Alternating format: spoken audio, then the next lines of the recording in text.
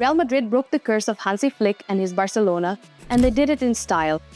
Some say the spirit of Jose Mourinho and his team has returned to the Santiago Bernabéu, while others simply give credit to Xavi, the unsung hero of Real's first victory in El Clásico since April 2024. Before the match, Xabi Alonso cautiously noted that anything could happen. There could even be a repeat of last year's scenario. Our team is still being built. Some took these words as an attempt to cushion the blow in case of a possible defeat. But after the match, it became clear that Xabi and his coaching staff had calculated their strengths correctly, and that's why the main battle of the first round of La Liga went to the Blancos. Xabi's Real Madrid is a high-intensity pressing machine, which before the match against Barca was fourth in pressing statistics in La Liga. Who's in first place? Hansi Flick's Barcelona? But now it seems that the German coach has squeezed everything out of his team, and the Catalans are not maintaining last season's level. After watching this Clásico, it became obvious that Real was better in terms of the ideas they brought to the table. Alonso's ideas are fresh and unconventional, but perhaps not as appealing, just like Hansi Flick's. But they are effective and productive. Both coaches built their game plans differently. Hansi Dieter, who was watching the match specifically from a box at the Bernabeu due to suspension, he wanted to suffocate Madrid with attacking aggression. Xabi Alonso, on the other hand, did not succumb to the pressure of the home crowd and chose a balanced plan, which surprised Barcelona's coaching staff. It was check, but not yet checkmate. What was the focus? Flick expected that Alonso would play roughly the same way as he did against Juventus. That is, the midfield would consist of Tchouaméni, Müller and Bellingham, who would play closer to Mbappé. In the attacking line, there would be some trio of Vini, Kylian, Brahim Diaz or Vini, Kylian Mastantuono. This would allow Barca's coaching staff to think that if they act quickly, it would allow them to consider what happens if the first stage is passed. With Xabi Alonso's pressing, the team will find it very easy to build counterattacks and break into open space, where Lamine Yamal, Fermin, Rashford and Ferran will be in charge. It was precisely this attacking quartet that he relied on. But Hansi did not expect it at all. A fourth midfielder and of a destructive type at that. And even in the position of right midfielder, Eduardo Camavinga became the X-factor of this Clásico.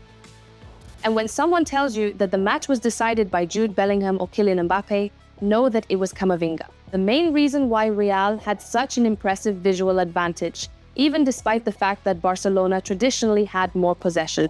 It was precisely the invisible role of the French defensive midfielder that allowed all the other Madrid stars to shine, the so-called BMW trio, which the Madrid press is praising to the skies after the El Clásico victory. But there will always be a need for those who carry the piano on which others will play. Camavinga played against Balde in the first block, creating a key advantage for Madrid. It was already very difficult for Barca to gain a numerical advantage, whether through the flanks or through the center of the field. Mbappé and Bellingham played under the central defender, and where was the happy Vinicius working? Camavinga was on Balde, Tchouaméni was marking Pedri, and Müller was closer to De Jong. Carvajal was pressing Yamal, Valverde was covering Rashford. And Real's central defenders took care of Ferran and Fermin, tight one-on-one pressing. It seemed that Real's players had a certain physical advantage. This was another advantage of Alonso's plan. His coaching staff analyzed and saw that Barcelona no longer had the functional advantage they had last season, and the loss of their key engine in attack. We're talking about Rafinha. If you don't lose the physical battles and win more duels, not only will you not lose the fight, but you'll also have the upper hand. Great chances to win. That's exactly what we saw. In the first half, out of Barcelona's 4 forwards, only Rashford has managed to play the season consistently without injuries. Fermin, Yamal and Ferran were not 100% ready for this match. Real rather easily stopped Barca's attacking group and launched one wave of attacks after another. Every Madrid attack carried a threat. The same can't be said about Barcelona, who lacked both speed and physicality. A moment with the unawarded penalty after Vinicius fell?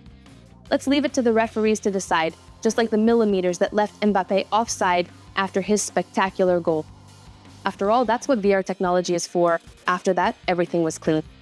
Cubarsí kept Mbappé onside and Kylian opened the scoring after a luxurious pass from Bellingham. Unlike last year's match at the Bernabeu, this time Real easily caught Barcelona in offside traps. And overall, it's worth noting that if it weren't for the brilliant play in goal, Barca wouldn't have been able to stay in the game right up until the very last second of the match. Olik made 9 saves. Barcelona managed to equalize thanks to effective team pressing and a mistake by Güler, who who tried to keep the ball under pressure.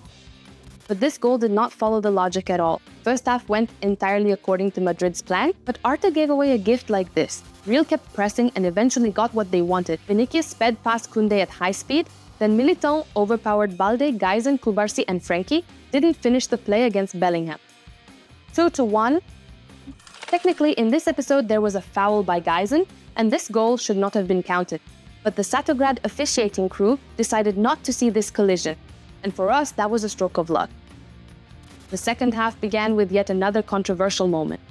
After Bellingham's cross, the ball hit Eric Garcia's hand, who neither played the ball with his hand nor saw where the ball was going.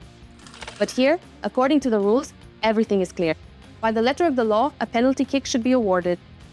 It was a clear-cut penalty, but Szczęsny kept Barca in the game. After Mbappe's shot, then there was a scandalous reaction from Vinicius to being substituted, which leaves open questions about the Brazilians' discipline and respect, both towards the team and the head coach, and Real in general completely switched to playing second fiddle. Barcelona had an impressive possession rate in the second half, 74% versus 26%. And many started to criticize Real for this so-called style. Mourinho ball, now performed by Xabi Alonso. But Madrid was already playing according to the score and trying to finally kill off the intrigue in the match. They were launching quick counter-attacks, and there were several such raids. But Barca managed to improve their ability thanks to the substitutions of Araujo and Casado. This also highlighted Hansi Flick's mistakes in choosing the lineup for the game. A separate topic is the performance of Lamine Yamal. What about before the match and after the match as well? You've probably heard the words of Barca's 18-year-old teenager on the Kings League show, where he said, "Real steals and complaints," not expecting the pressure on the La Liga refereeing corps. This fired up our locker room, which was already getting ready for the home Clásico as if it were the match of the season. And after the match, it escalated into a big clash between the clubs. It began with Carvajal making a gesture toward Lamine Yamal as if to say, "You talk too much." Lamine Yamal is trying on the role of provocateur for himself, and although many in Barcelona's fan circles criticize such behavior from the youngster, but it's becoming clear that the football prodigy is actually distancing himself from football itself. There's more and more happening around football and less quality play on the field. For now, these are the results of Barca's new number 10 in the 25-26 season. As the Madrid press accurately writes about Lamine Yamal, Lamine chooses to be Neymar. Parties, a new girlfriend, Nicky Nicole, friends, parties, Instagram posts. Either Yamal chooses football or everything around football. Even some Barca bloggers who adore Lamine are writing that this season his focus has shifted somewhat to non-football priorities. The match ended with Pedri being sent off, a symbolic moment when the best player of this Barca loses control of the ball and, out of frustration, makes a reckless sliding tackle. That's what Barcelona is like these days, kind that overestimates itself and its real capabilities. And yet, despite all the emotions, El Clásico ended in a triumph for Real, a triumph of intelligence, discipline, and a clear plan. A plan conceived and executed by Xabi Alonso. The Madrid players carried out the coach's strategy to the letter. They shattered the myth of Hansi Flick's team being unbreakable. And they did it beautifully, in their own style. This wasn't just a rematch, but a manifesto of the new Real.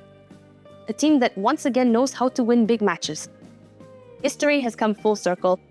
Xabi Alonso became the first Real Madrid coach since 2016 to win his debut El Clásico.